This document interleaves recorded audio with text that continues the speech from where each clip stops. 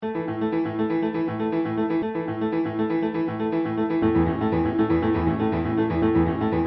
to the video abstract for the paper Cavity Cooling of an Atomic Array.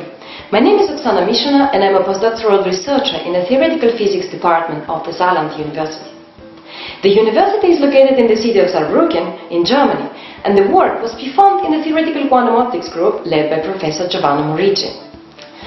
The motivation for this work comes from the branch of optomechanics dealing with the ultra-cold atoms inside the high-finesse optical resonators. Impressive progress in optical cooling methods allowed to cool the atoms down to the ultra-low temperature of nanokelvin, where the motion clearly shows non-classical behavior and shall be treated quantum mechanically. Placing such atoms inside a high-finesse optical cavity is a powerful technique to control the interaction between the atomic motion and a single mode light. The non-linear character of this quantum dynamics is at the heart of the interest in the community today. Several fascinating discoveries have been recently done in such a system. As one example, when atoms are ordered into a chain along the cavity axis, which is exactly the configuration studied in the present paper, an optical bistability was observed at a single photon level.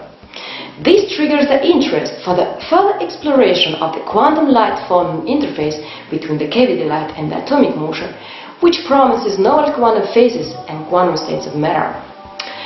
In this period, here the primary goal was to develop the theoretical model described in the light-photon quantum interface in the system, and go beyond the previous works, which took into the consideration only one collective mode of motion of an array.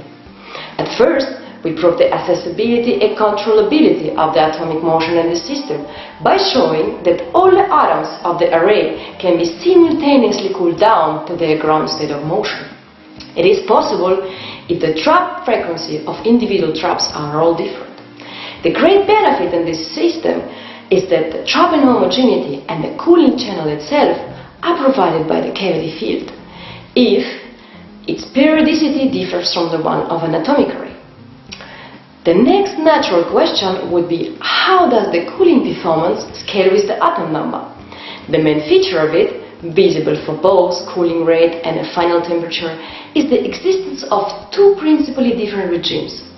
For the small atom number, the individual cooling takes place, and the atoms are cooled independently. Contrary, for sufficiently large atom number, the cooling is collective, which slows it down quadratically with the atom number. This is not a desirable regime for cooling, although it's precisely when the other interesting states of motion may be found, thanks to the light-mediated atom-atom interaction. To summarize, this work demonstrates that the cavity cooling of an atomic array is possible and experimentally feasible for tens of atoms. Furthermore, two different cooling regimes are identified, and the analytical conditions to address one or the other is clearly established in terms of the system parameters. This is an important guideline for the experimental implementation as well as for the further theoretical studies of the interatomic correlations.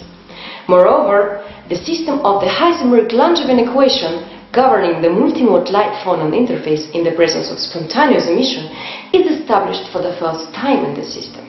It provides the tool to assess the quantum dynamic and to evaluate the non-classicality of light and atomic motion.